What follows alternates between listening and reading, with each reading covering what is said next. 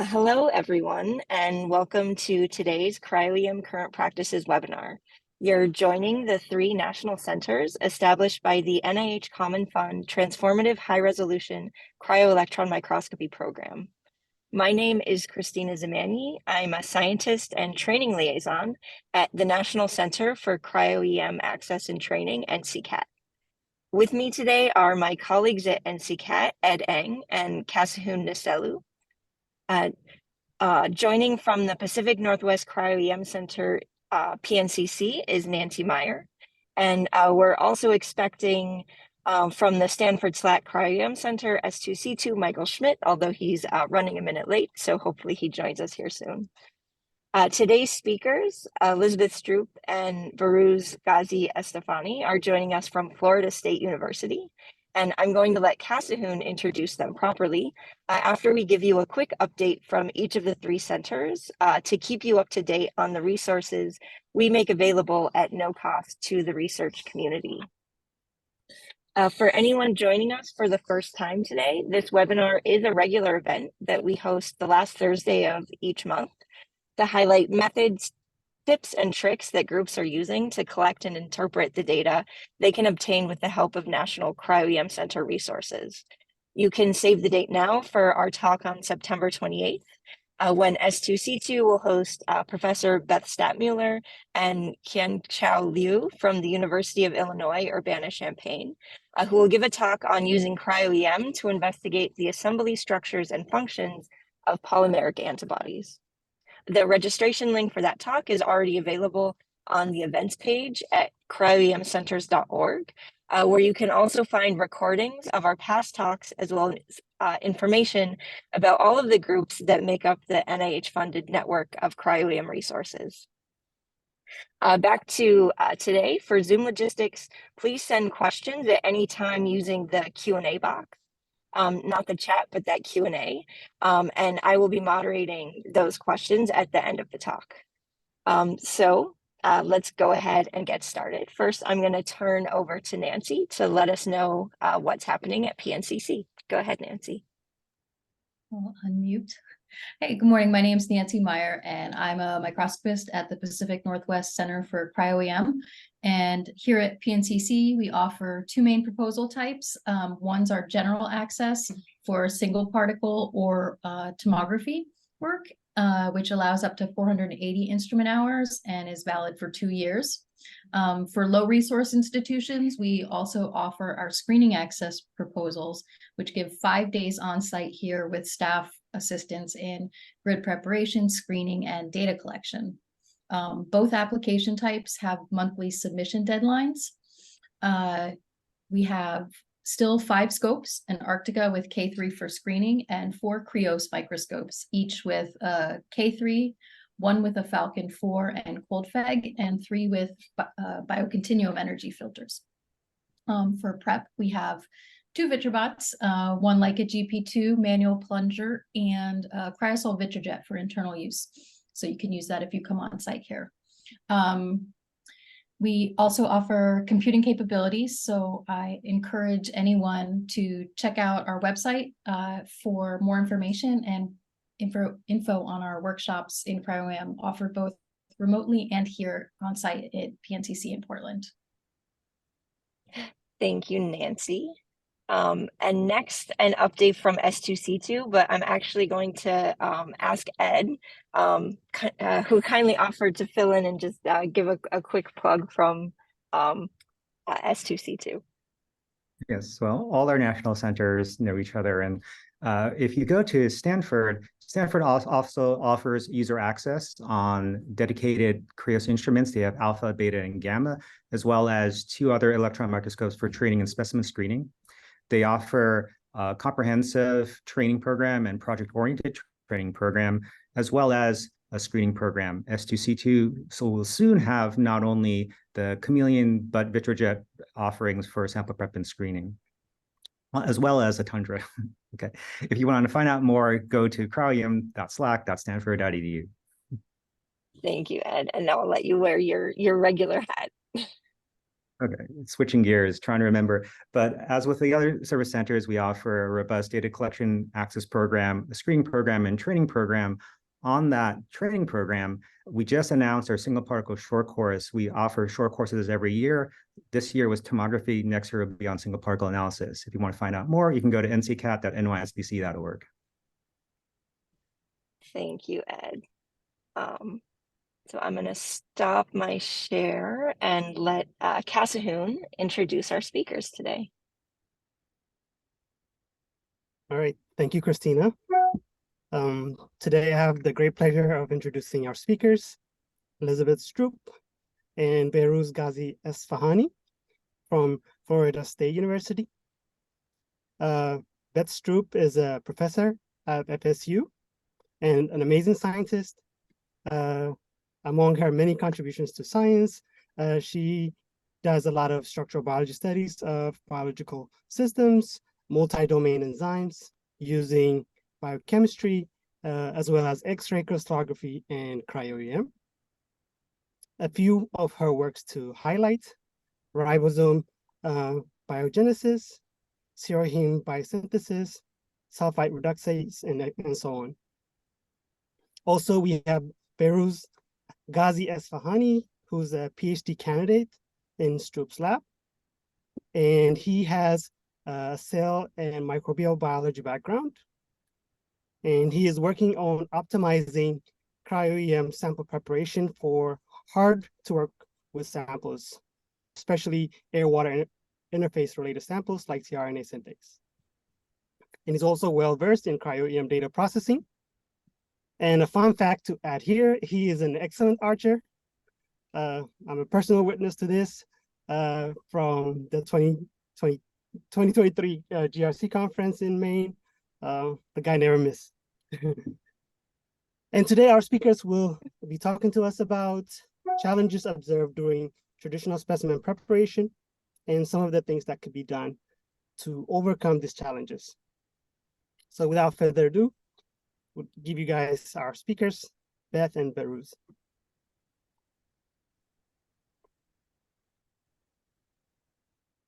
Thank you, Kasahoon. Yes, we had a good time at the GRC. So this is my first webinar. I'm a little bit nervous, but I'm going to give the boring part, which is the biological background, and then Behrouz is going to share with you the many challenges we've had and his manner of overcoming them. So this is truly an enzyme from Dante's Inferno. It has literally been challenging me since I was a graduate student back in the days before the resolution revolution, when cryo-EM was still blobology. And we are just now starting to make headway. So let me tell you a little bit.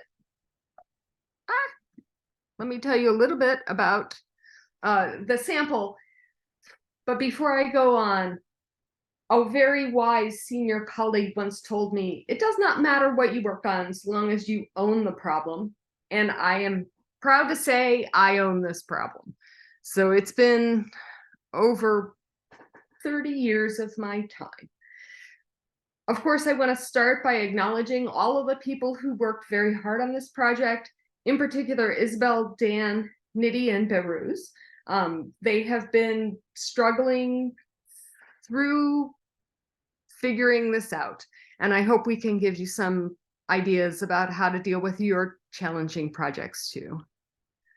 So sulfur is sort of the unappreciated molecule, but before we had oxygen, there was sulfur, and so the system for reducing sulfur into the bioavailable form has existed for a very long time. From ancient respiration, you have sulfur reducing enzymes in your gut. It is also important for nutrient assimilation, and eukaryotes do also produce sulfur. We can't do it. That's why we have to eat plants. And then sulfur is also really important for signaling and inflammation responses in higher microbes. So the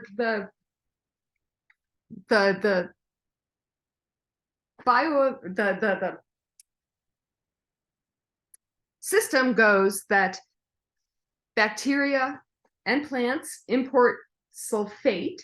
They reduce it by 1 electron to sulfite, and then by 6 electrons to sulfide. And this is one of 2 6-electron reduction reactions that occur: nitrite to ammonia and sulfite to sulfide. So it's a very unique system, but it's really important because we need sulfur to build cofactors and enzymes. And it's also important because it can be it can also be toxic. So lagoons that build up in sulfide are not great. Also, we have acid rain, and that's owing to rain picking up the sulfate and bringing it down.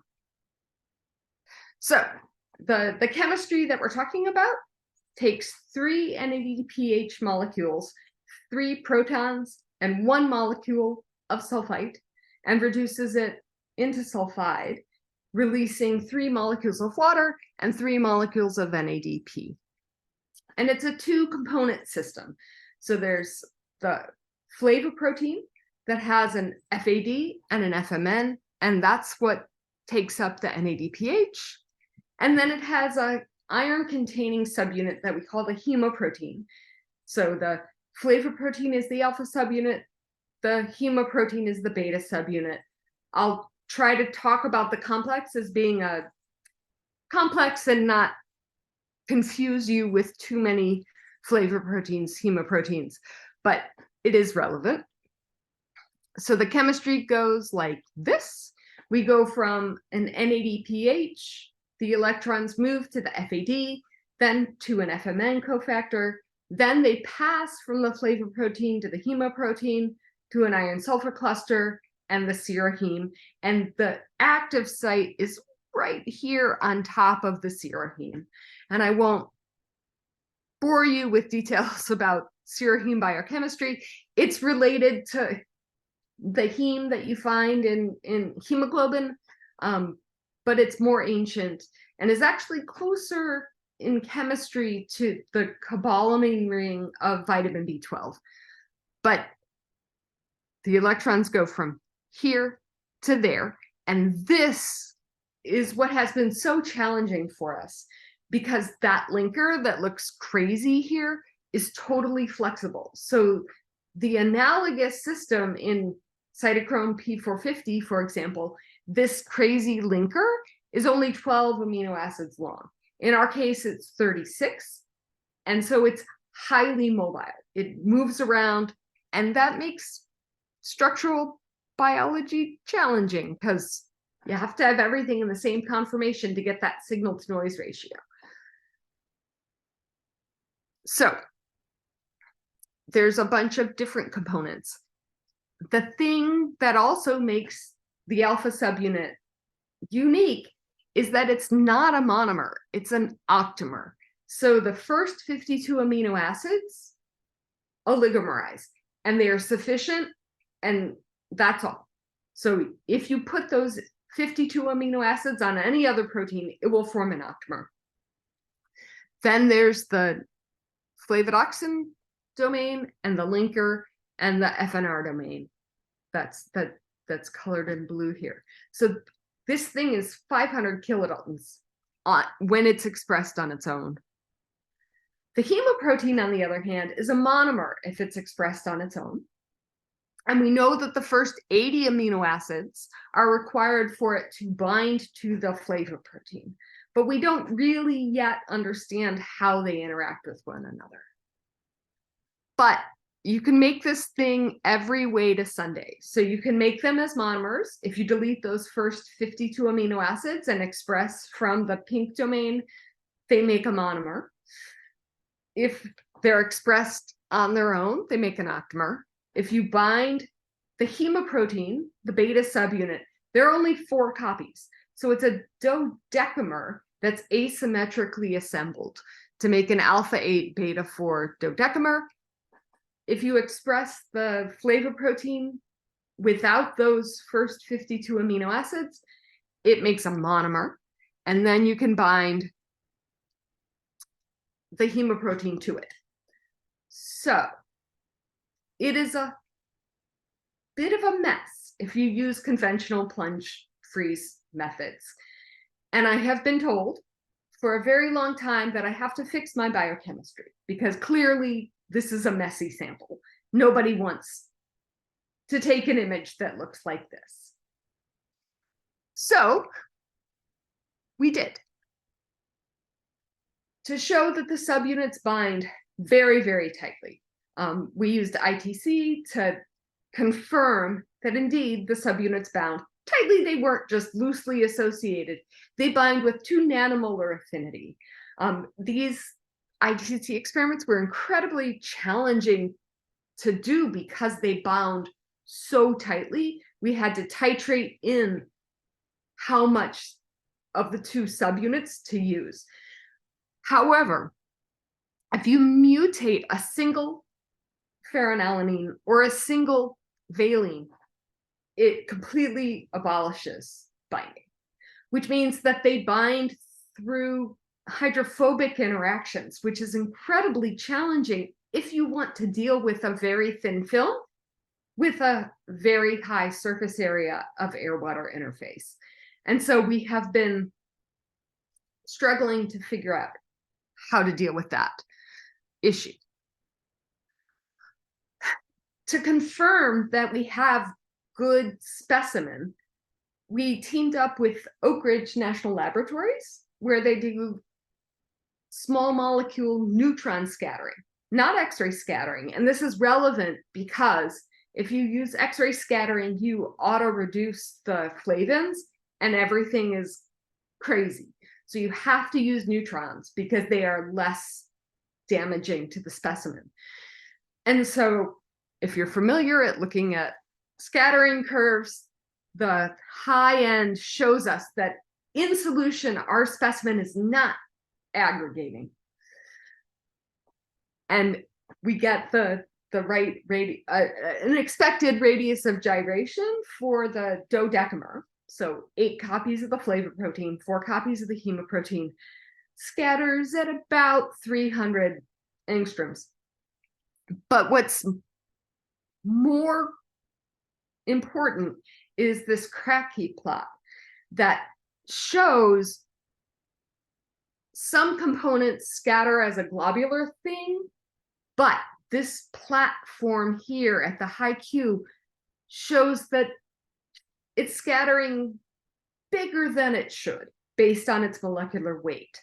And that tells us that this thing is just going crazy. It is flopping all around. And so it's going to make cryo-EM or X-ray crystallography very, very challenging. But we know that it's globular. We know that it's folded. It's just moving all around. And this data was really important for us to know that we have good quality specimen. So SACs and SANs are both very useful tools to understand that you have good quality specimen going in, and it's the process of freezing that's the problem. These are 2 different issues that you have to deal with, but this was really, really informative to let us know that we had good stuff going in. It was the freezing process that was the problem. So the other cool thing that we learned from these SANS experiments that you can't do with SAPs is that you can express one of the components in deuterated medium, and that allows you to match out the scattering components of each subunit if you're interested in a multi-subunit system. And what we learned was that the hemoprotein subunit, so the beta subunit, scattered very differently than the flavor protein, the alpha subunit, did, and in fact came in multiple sets. So one scattering component matched with the monomer, but then we had scattering components that matched with the dimer, as well as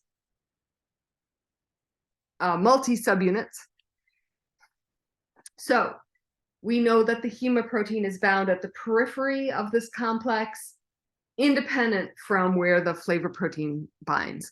And so we were able to build up a low resolution model of how we think these things bind to one another.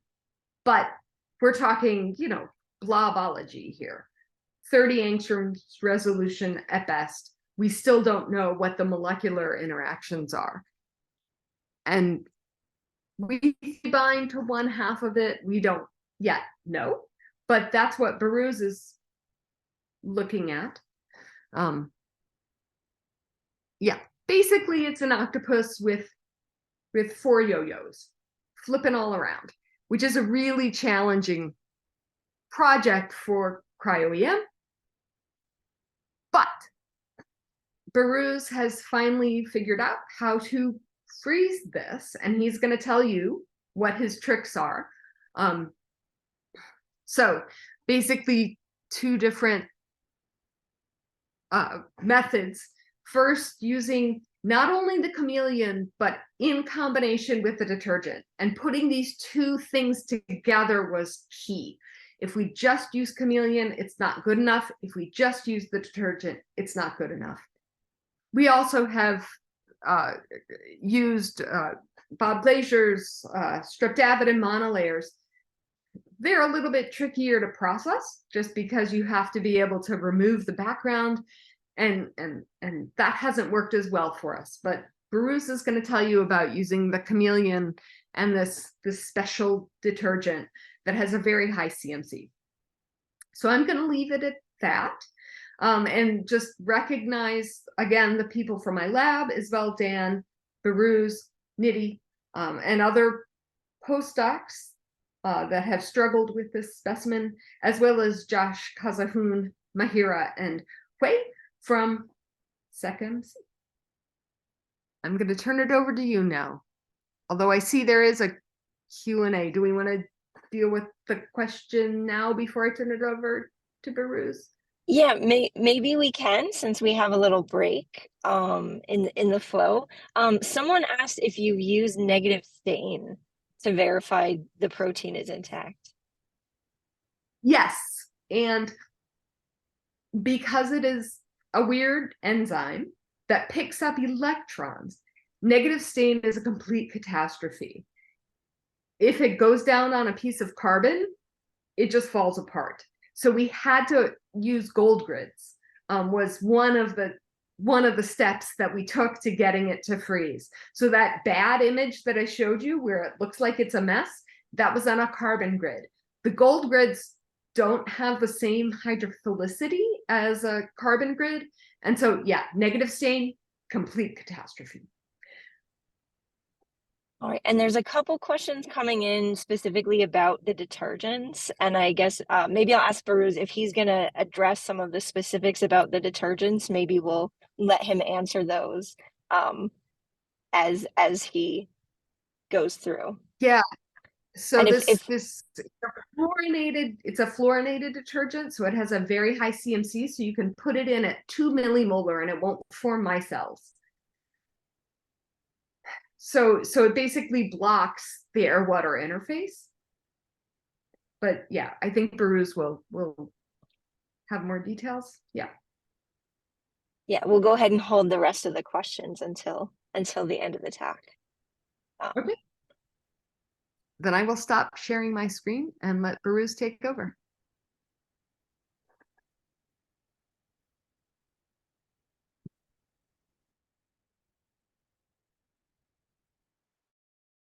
All right.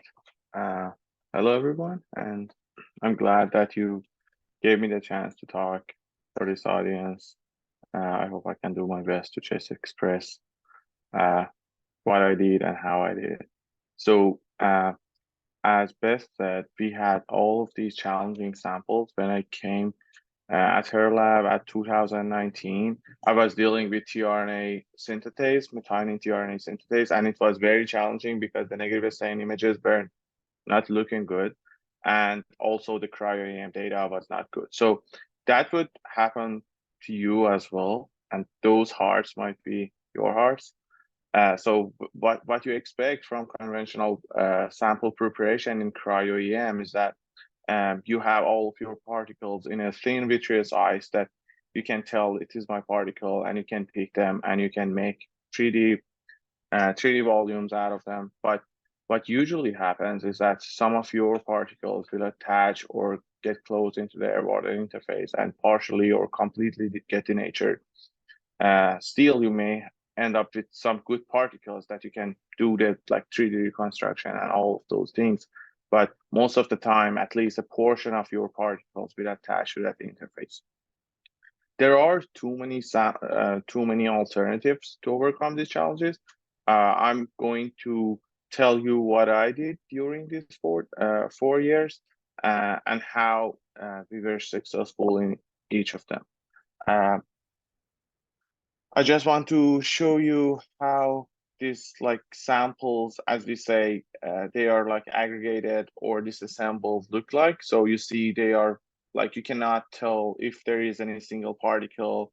In this case, in the middle image, you will see the disassembled version of the dodecamer that Beth were telling you. And this one, the last one, is my tRNA synthetase at the beginning when I started. So I was very disappointed, obviously. And we have so many more of these. So today, so this is a brief scheme that I'm going through. I will tell you about stratified monolayer grids, graphing grids, different detergent that we use, and the one that we were successful with, and also using faster plunging, like using Chameleon to overcome this challenge. So first, we tried the stratified monolayer since we had a background using them. The basic thing behind it is that you will have your normal grid, which has obviously a hole inside, and then you will have it carbon coated, and then a layer of lipids, and then a stratified molecules as a 2D crystal lattice, and then you will have your biotonulated sample that you will further attach it to it, and then you will take your images. You will see this is a bare stratified 2D lattice. When you have your particles, you will still see the background and you will see those peaks in the FFT. This is a negative stain. Obviously, both of these are a negative stain image because it has more contrast. I intentionally put these, but you can do the same thing with the same exact concentration in cryo-EM. And then you have to subtract the background, so you will no longer see that noise in the background. So this method, it worked out for us to prepare the sample, but we had a problem that I will tell you in coming slide. What was that? So then we were looking for detergents to just, as Beth said, remove this air-water interface issue. And we used many of them, but we ended up with phosphofluorocholine-8, which has high-CMC. And as you can see, this thing, which is falling apart like single monomers all over the place, it becomes like the complex that we expected. And the radius was also what we expected. This is a dodecamer molecule, the whole sulfite reductase complex. And then when we try to do the 2D classifications after picking particles, it's like, since it is too dynamic, all of these moving parts, you cannot basically get a very sharp 2D class averages, crisp 2D averages. And that thing happened as well with the stratified monolayer data set as well. And we were not sure if it is because of the stratified monolayer grids or something else. But after seeing this with the detergent, we were sure that, okay, this thing is not going to form good 2D classes after all. So we are thinking to do cross-linking and all of those things. I won't go through them, but I just stop here for the dodecamer since it was successful at the sample preparation step, but not in the processing. But then we tried the same thing using the same detergent for the minimal heterodimer that we had, which was the flavoprotein and also the hemoprotein together, which has this hydrophobic interaction to form the heterodimer. And after preparation of the sample and 2D classes, we realized that, okay, these are like good 2D classes and we can do the reconstruction. We're still processing that. But right now it's like 3.5 angstrom. We haven't published it yet, but we believe that we can work on it to just create a model and tell our story based on that, basically. But the other thing happened with the using detergent was that, so when you use this detergent, in most of your holes, you'll see there's a hole in middle of those holes forming, and it's because the ice is becoming too thin. And this was plunged with Vitrobot. So we got some help from NYSBC, and they plunged this sample for us, which was containing the detergent in Chameleon, basically to reduce the plunging or wicking time, as we say. So those holes won't have the time to form. So these two things also get solved after using the detergent. Then I was looking for other alternatives. We came up with these graphene. So we make our graphene in our lab. It's homemade, so we know the coverage is perfect, and the activation, the plasma cleaning works very well for them. However, some reports say that you cannot do the plasma cleaning, but it works for us, so we use it. So again, this is a negative stain image example of that, and you will see all of those 6 peaks in high resolution part of your Fourier transform, as you expect for the crystal lattice of the single atom carbon for the graphene. Then I want to show you how it works. So for example, for methionine tRNA synthetase that I had, I was using 5 mg/ml of protein concentration, and I was always seeing this aggregation of molecules whenever I have protein. And most of the time, you don't see anything on the holes. But using graphene, I was able to see my particles separate from each other in 0.04, which is like much diluter comparing to the concentration that I was using with Vitrobot, and this is for graphene. And you can also use it whenever you have a sample that is not concentrated enough. So it will kind of raise the concentration as well in a way, because it is forming a bed that can form a support for your protein. So that works pretty well, and you can basically pick particles from this point. You may not see all of those 6 peaks when you have a protein sample in this case. In my experience, it's either for the thick ice or for some other reason that I'm not aware of till now. Then I want to show you the Chameleon preparation that we did. Basically, for those of you who are not familiar with Chameleon, basically it's a completely automated device. You will give it the sample, your sample, and grid, and it will do the glow discharging for you. It will apply the sample in a thin layer, and it will plunge it very fast, like less than 100 milliseconds, and it will use only picoliters of your sample. So it's very efficient in a way. And the way that I use it, again, for a MedRS methionine tRNA synthetase enzyme that I was working on. At the same time of graphene grids, I use this Chameleon. So these 2 images are from 10 mg/ml of my sample with 150 millisecond plunging time. And you can see all of the particles are kind of aggregated. So again, you cannot pick any single particle, and you cannot tell if it is like separate from others or not.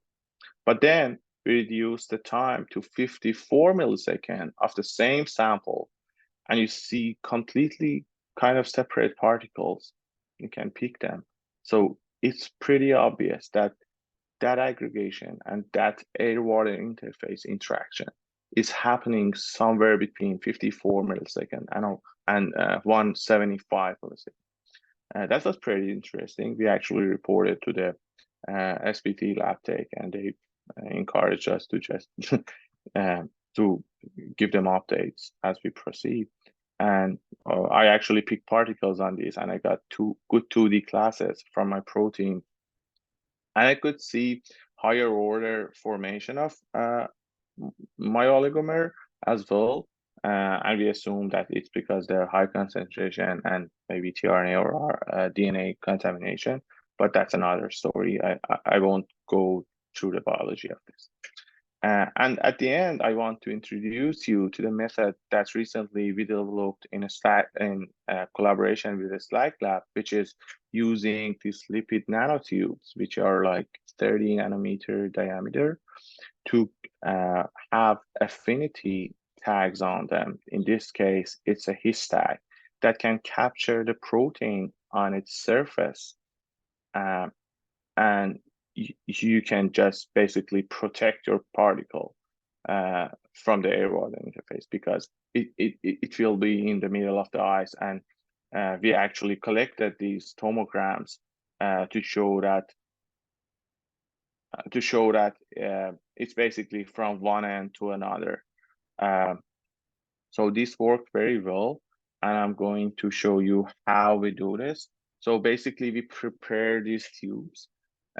You can either premix it with your protein, or you can apply it before plunging your protein to the grid and then apply your protein while it is stabilized on the surface of the grid.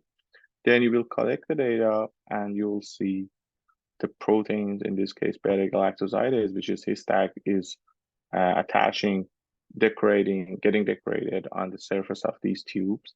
Then you will pick your particle only based on these tubes at the middle of the tube. Then you will average all of them. And because your signal of the tube is very strong, you can get the 2D classes and the 3D volume out of it, and then subtract it from each of your particles that you pick. You see the residue of the tube is no longer visible in the second one because it's subtracted with this volume. And then we showed that the structure can be obtained very easily. We use 1.44 angstrom pixel size, which is a large pixel size for this protein, but we got 3.5 angstrom resolution for a beta-gal. And the other interesting part is that we can see how the angular distribution is improved using these tubes. Because if you think of that, it's like a 3D surface that can have these proteins in every angle. So I'm comparing this to the beta-gal data set that we collected after plunging conventionally with Vitrobot. As you can see, there is a little bit of preferred orientation in certain angles, but you will see it is very well improved after using these tubes, comparing these 2 days. So we think that would be a very interesting tool, and it's kind of easy to use. You can use it in 1 or 2 days and tell if it is going to work or not, and you can also verify on negative staining. So that would be another cool tool to have in your back pocket whenever you hit that sample preparation wall. And then I'm gonna thank everyone who helped me in Stroupe lab, Stag lab, Ken Taylor's lab, Lee lab, our BSIR facility, which all of the members are very cool and very nice to me. And also our friends at the NYSBC, Dr. Timothy Grant and Chris Fromm. And I thank you. If you have any question, I'm ready to take it. Thank you, Behrouz. That was a lot of different approaches to sample prep. So I think we're gonna have a lot of questions, and the audience can feel free to send more questions as we start getting through the first ones. But I'm gonna start first with a number of questions about the detergent you use. for the phospholine 8, can you just remind us sort of what concentrations that you're using, and then why that detergent in particular, if you tried others or that was just lucky that you started there? Yeah, so we actually tried so many different things like chaps, like whatever you call it. But we ended up with this one. Actually, it's coming from this cool paper. You can check it out. It's from 2021 at iScience. And they used it, and I actually got this figure from their paper. And they used it for the membrane protein, which were protected with like this what you call nanodiscs, and then they also use this detergent to cover the air-water interface at 2 millimolar concentration, as they say. So it worked pretty well for them. Then we used it after all of those detergents that we used, and we realized that, okay, it is going to work. However, those others didn't work for us very well. I'll just pipe up here. It's a fluorinated detergent, and it actually comes in different carbon chain lengths. So you might not just try this phospholinate, but try one that has a longer carbon chain or one that has a shorter carbon chain. Right, but the there are 10 and 11.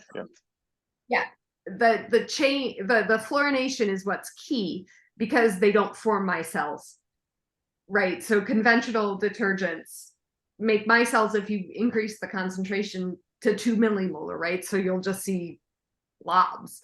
But yeah, the fluorination is key. Awesome, thank you. And someone had a question about which concentration of protein you use, and I'm going to guess they mean, well, I guess you can tell me maybe with just detergent and then also on the Chameleon, because I'm guessing they're different. Right, so whenever you want to make these samples with this detergent, you want to go a little bit higher than usual concentration that you use in cryo-EM. We use like 10 meg per ml for Chameleon and 5 meg per ml with Vitrobot. But as I said, since plunging with Vitrobot, we're forming those like holes in the middle of your holes because the ice was getting too thin. So we plunged actually our best sample with Chameleon, and it was 10 meg per ml. But you may need to optimize that, since when you add the detergent, it will behave completely different comparing your protein in buffer. And the thing is that you cannot test it in negative staining, because it's basically, it has nothing to do with that. Awesome, thanks. And we're just lucky that we can make our protein at 10 megs per mil, right? So it's just a very soluble protein. So we're lucky in that regard. Not everyone can do that with their sample. So there is a question related to the Chameleon. Did you have ice thickness issues in Chameleon, and how did you optimize ice thickness, and if so, how? So we recently bought our Chameleon at FSU. We are using it like right now. So when I prepared my sample here at FSU, we had some thickness issues, but it was my second time using Chameleon. But since we sent the sample to NYSBC, I guess those guys are experts. And so when they prepared for us, they prepared like more than 4 or more than 8. I think the exact number, they know it. And they didn't have any ice thickness issues back there, but I had when I prepared my sample.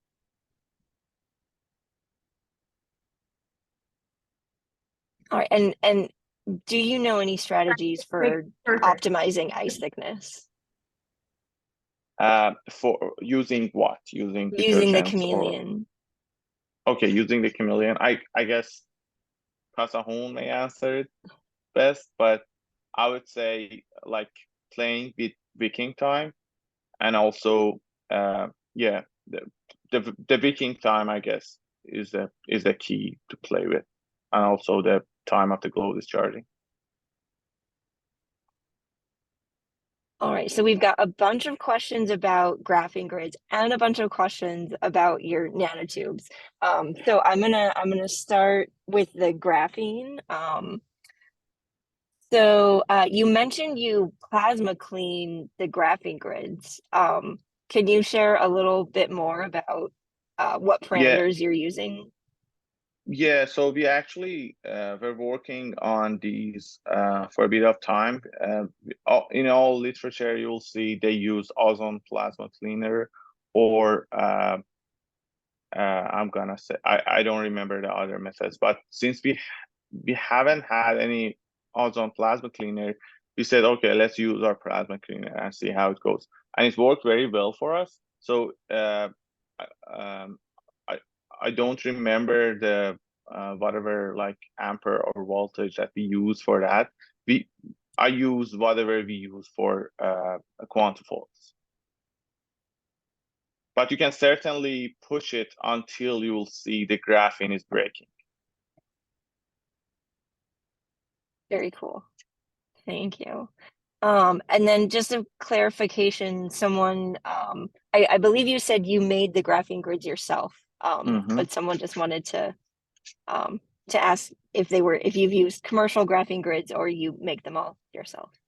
Right. So I use commercial graphene oxide, and I use commercial graphenes. With commercial graphenes, I didn't have any good samples, and I don't know what was the reason. But with graphene oxide, we had I made good samples, and it's actually working pretty well. But after a while, those graphene oxide grids get dirty, and that's actually my question: how to get them cleaned? But using these homemade graphene grids, since we actually the methodology is in that paper, and I can share it as well. But anyway, since we protect it with a layer of collodion or like simple plastic, it can be stored for a very long time. So, and also before use, you will wash it away, and you'll do that plasma cleaning, so you don't need to worry about the contaminations. All right, so there are a lot of questions about your nanotubes. So let me try to sort a bit where to start. So one question is there a publication or a reference that you can share? So there's a publication from SAG Lab. It's at the bottom of the page. It's from 2020, but it's for a raster part, which is basically an averaging a section of these tubes out, and like resolve the symmetry or 3D reconstruction of that, and then applying it to the whole thing. But this part, which is we are using these affinity tagged lipids, we haven't published it yet. We already submitted for a place, but we haven't get any answer yet. But we will submit it, and as soon as we get accepted, obviously we will put it on bioRxiv. That's actually our priority listing with Scott. And I guess, well, do you have some more details about how you obtain these tubes? Yeah, so it's actually pretty easy. We will have it in our method part, definitely. So it's basically formed by two different lipids. One is Galsol lipids, which are responsible for making that curve and forming that tube, and also the NTA tailed lipids, which has this head group of nickel, which they can trap this histag protein. So basically two lipids. And the process of making them, it takes less than an hour, but you have to evaporate it overnight. So let's say 1 day. So in a 1 day, you can make these tubes easily, and you can actually, right after that, you can check the quality in negative staining. It's pretty cool. And that's why I said it's an easy tool to have whenever you are hitting these challenges. The Galser part is really important because Galser is unique in that it only forms tubes that have the same diameter. So that's how you can do the averaging, right? So other lipid forming molecules may vary in diameter, and that's going to be a problem if you want to average them. But the Galser is key because it has a very tight tube diameter. And someone asked how many types of samples beyond beta gal you've tested using that method. Okay, so we used our minimal heterodimer that I showed you before, which we have a 3D structure by now. I don't have the image of it decorating on the Galser, on the lipid tubes, but we tried that recently. We are actually processing that data to show that it is going to work for these challenging samples as well. Yes, that's a good question. And someone asked if you have orientation biased issues since you're using that sort of affinity capture on the side Yes. of the tubes. Do you end up with preferred orientation issues? Oh no, so that could be the thing with the graphene grids. And actually, you can see in the reports there are lots of preferred orientation problem with graphene because some proteins tend to bind in a certain orientation. But that's actually a cool thing about the tube is that it is forming this, as I said, 360-degree of binding angle. So the protein with the histag they can bind in every different angle, and you won't see any preferred orientation. It actually improved the beta-gal angular distribution in the data that I showed, comparing to the conventionally plunge vitrobot plunging data. I hope I can go through that. Okay, yeah. So these are the angular distribution graphs of the upper one is with the tubes, and the lower one is with like a normal vitrobot plunging.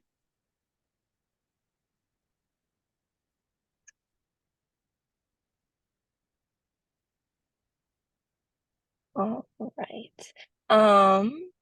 Actually, coming back to graphene and graphene oxide, you may have mentioned this already, but just in case I missed it, for graphene oxide grids you make at home, how long would you store them before use? Yeah, so for graphene grids, you can store it for like more than 6 months. I honestly used them after 6 months and they were all right because you are protecting it with a layer of plastic, and it won't get degraded or contaminated, and you will wash away the plastic layer and put it on the oven, so there won't be any wrinkles or anything as well. For the graphene oxide, I said I used commercial ones. I don't know what would be the shelf time for those things. You can use graphene oxide grids by yourself, but I don't know the shelf time for that either. Thank you. There are a couple of questions about data processing that I wanted to get to. There's a question about whether you've ever tried to make an initial model from the 2D averages of the full dodecamer.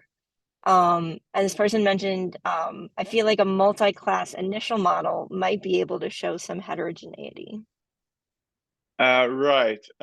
Actually, you can tell it's heterogeneous when you make models like, say, 10, 20, or 30 initial models to start with. But you will see all of these like blobs, and they won't go high resolution either if you mask a certain region. We tried also to align on a monomer or at least on a center. We haven't had the chance yet, but we are doing the cross-linking in a certain way that we are kind of hopeful that it can give us something. But anyway, like how many initial models you give it, it doesn't work. It just like give you blobs. right? So basically it's got 8 things that are flopping all around. And if none of them are in the same conformation, it is too much, right? So I think I did the math once. There's basically 252 possible permutations that it could be in, assuming it's binary. And I don't think it is. I actually think it's too much.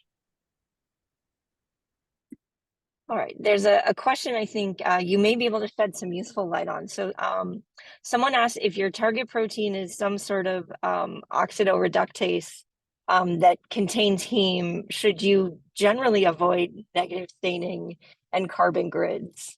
Or is that just this protein and it's not necessarily general advice? I'm not sure the answer to that question. I'll speak in front of Behrouz because I've been working on this since the late 90s. I don't know the answer to that question, but this enzyme in particular can take electrons from hydroxyl radicals, which is what happens when you go just charge a carbon grid. I think it's probably sample specific. Thank you. And also I wanted to point out, one of our attendees chimed in with some other experience they've had with phospholine 8, that they once tried using 1.8 to 2 millimolar, but there was too much particle crowding, and dropping the concentration down to 1.4 millimolar worked well. So just like many things in cryo-EM, it's hard to be systematic and know, but for those of you who are now on the phospholine train, maybe try a couple different concentrations. Oh yeah, definitely. All right. We still have a lot of questions actually, but we're coming close to the hour. So I guess Beth and Behrouz, are you able to stay on an extra minute, or should I forward you some questions to answer and maybe we can provide a little PDF of questions after? Week, so I do not have to teach today because the hurricane, they just canceled school all the way to Friday, which means my first week of teaching didn't happen. Yeah, Yeah, actually, okay. you can consider it as our gratitude to having power and internet. Yeah. Yeah, so let's stay on another couple minutes after the hour. If people have to head off to their next meeting, thank you for joining us. We wish all of you the best of luck in your cryo-EM endeavors and hope you'll join us again. And if you do have to leave and your question is still here, find our recording after, and hopefully we'll have it answered then, and we'll try to get through the last of these questions. And they can find Behrouz in my emails on FSU's webpage. So please, both of us are more than happy to respond if you have specific questions. Awesome. There's a question about for your nanotube method, if you need to collect tilted images, or if you don't. Right. So we collected that tilt series and we made those tomograms to just show that it is actually binding, and it is binding from one end to another of the holes. So we can see clearly the proteins are in different Z heights, and also the tube is in different Z heights. But whenever it works for you, so you see the decoration on the tubes, I hope you can prepare the sample soon. You don't need to collect any tomograms or process any of them, because you already have all of those angles, and you already have all of your micrographs that you can subtract the tube from them. So you don't need them. No, short answer. And the amazing thing is there's no proteins in the background. They all stick to the tubes. Most of the time, but sometimes you have some. Yeah. Yeah. But the other thing you have to consider is how many his tags you have on a given molecule. So with beta gal, it's a tetramer. And so when they expressed it as a tetramer with 4 his tags, it made the tubes stick together. So you do have to be conscious of how many his tags you have if you have a multimeric complex. And Behrouz knows better than me because he was the one who did the experiments. But That's yeah, actually a good point. if you have a multimer, you do need to figure out a way to get 1 or 2 his tags on it and not 4 or 8. And then someone asked if you have to use any different type of defocus for your imaging, since you'll have presumably, particles on different sides of the tube. And so if particles are sort of on the top or the bottom, would you need to adjust your strategy for defocus for your data collection? That's actually a very interesting question. So the diameter of these tubes are like 30 nanometers, so it's not that much. When you have like an eye thick enough to contain particles, you don't need to go further than that to collect on these tubes. But anyway, for the defocus, you may get some particles on top of each other. For example, one at like the angle of the tube and one in the other angle. So you may need to spare those particles. I haven't thought of using different defocuses, yeah, like comparing to normal data collection for these tubes. But that's a good thing to think about. And then there was a question about how long you blot with your samples, and I'm guessing based on when the question came in, that's related to these nanotube samples. Is there anything special with the blotting? So for the blotting, the best sample that I prepared was I applied these tubes, and then I did the blotting for just the tubes for themselves.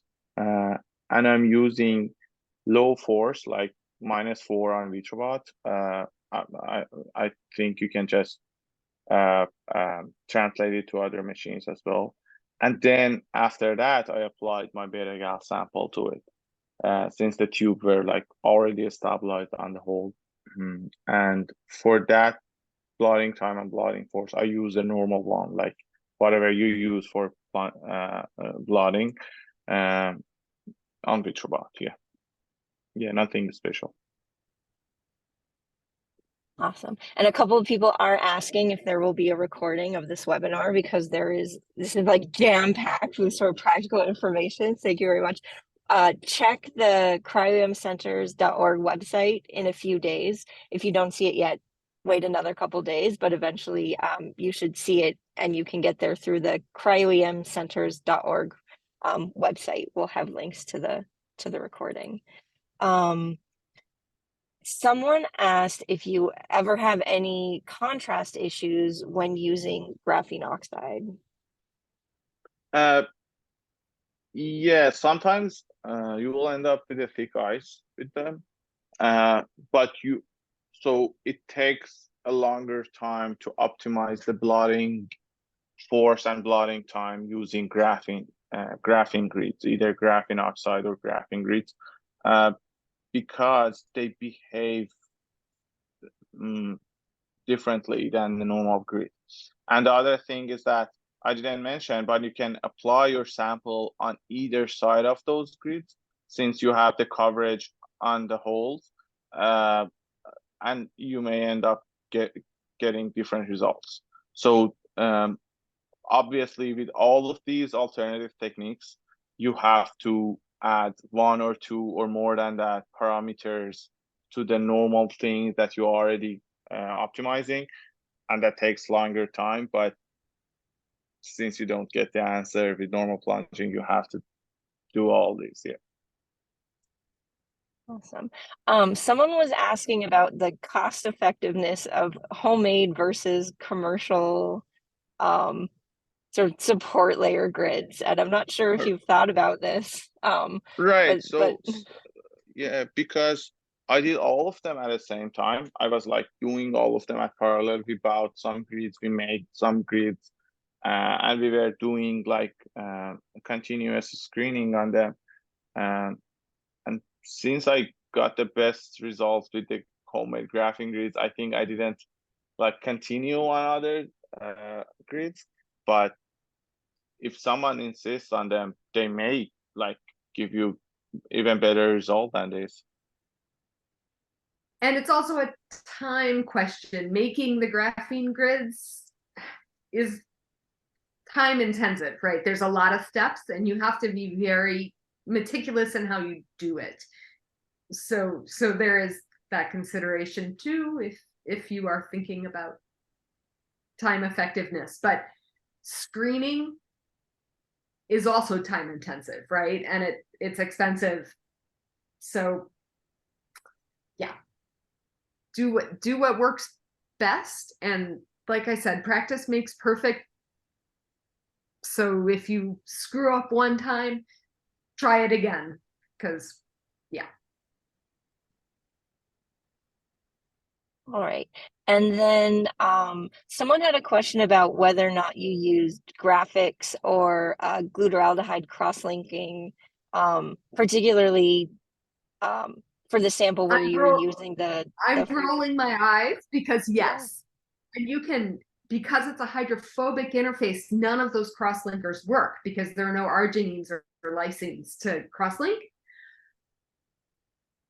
A prior graduate student literally bought every single cross-linker and ran an SDS page gel, and we would never see them cross-linked. She tried hard to cross-link it. And because it's a hydrophobic interface, cross-linking doesn't work.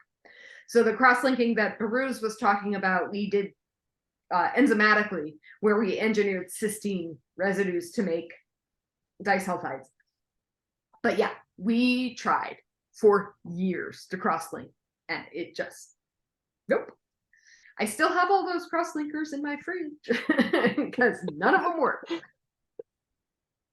All right, two more questions. That was before Behrouz's time. He doesn't know the struggle. It was, yeah, we literally went through the VWR catalog and ordered every single crosslinker and none of them crosslinked. But if it's hydrophobic, it's not going to work, right? Chemistry, you cannot change the laws of physics. Awesome. We've got two more questions and then we're going to call it. Someone asks which software you use to process the nanotube data. So that's an elaborate question, but I take it. Yeah. So obviously for data collection, you can use whatever you can. And for the particle picking, I use filament picker in CryoSpark. For tube alignment, we have our raster script, which is already published, that I mentioned in the previous slide. It's from Stag Lab at 2020. After that, we ran another cycle in system to align all of those membrane layers all together. And you can do, after that alignment is done, it's basically very easy because you can reconstruct the tube either in system or real-ion. And then you can subtract the residue of that 3D reconstruct from all of your particles in real-ion project, basically. Yeah, I hope I answered that. We might have to have you back for another webinar just on this topic again, I think. Oh, I hope so. I hope. Yeah. All right. Last question. So someone asked. This is all Scott. This is Scott and Behrouz. So ask Scott. Yeah. For cases where you end up getting 2D classes that look good, have you had situations where you have good looking 2D classes, but then refinement at 3D gets stuck? Oh, yeah. So, for example, for the MetaRS, we have these perfect 2D classes, and but these 2D classes are just showing us a certain part of the protein, but the other part, which is completely flexible, is missing in these 2D classes. So that can be one thing, and we are thinking about that and doing stuff. Another thing which is very cool, and I want to mention, is that so with these 2D classes here for the heterodimer, we were getting like high resolution reported 3D reconstructions in either real-ion or CryoSpark. but it wasn't looking good. It was like stretchy and bad. But we used an initial model from another data set, which was this version, but instead of this, it has also the FMN part that Beth was mentioning. I can go through that slide if you don't recall, but it has basically an FMN part extra than this part, the green part. So that initial model in like 3D angstrom low pass filter made a reconstruction of 3.5 real resolution for this structure. That's actually something to consider. If you have like 2D classes that they want to go high resolution and you see these features in 2D classes, you may need to use another initial model. You can also make initial models in Chimera using your like crystal models if you have. But for the 2D classes that have these flexible regions, there are lots of answers to this question, like CryoDragon, the 3D Flex in CryoSpark, or like different things. Yeah, Zerniki. So I see actually Kasun has his hand up because as a panelist, he can't type a question into the Q&A. So go ahead, Kasun. So good, thank you. I was just going to ask a quick question about the tubes. Do you think there are some things that could be done to optimize, say, instead of being a tube, more of an arc? That way you don't have to deal with data, going through both ends of the tube whilst you're still benefiting from the help it provides with preferred orientation. So I'm just wondering if there are some things that could be done. You mean to increase the surface of coverage, right? Yeah, or just making it an arc instead of a tube, because right. So I'm showing this micrograph as an example, which has just a single tube on it. But whenever I was making these tubes, there were like a hole full of these tubes. So you won't have any problem like shortage of particles problem. I'm just showing this because it's like a single tube and it's very easy to understand. But you can basically have a micrograph that you are picking like 5 different tubes, and you can extract all of them, subtract, and do your reconstruction. Yeah. But having that constant diameter is key. Otherwise, you can't do this. Yeah. So if it was bent, you wouldn't be able to do this traction because it might bend at different angles. So having them, that's why the Gausser molecule is so important, because it makes these very straight, very rigid tubes, and that's actually a good thing. Got it. Awesome. Yeah, I think if it were bent, it would be a problem.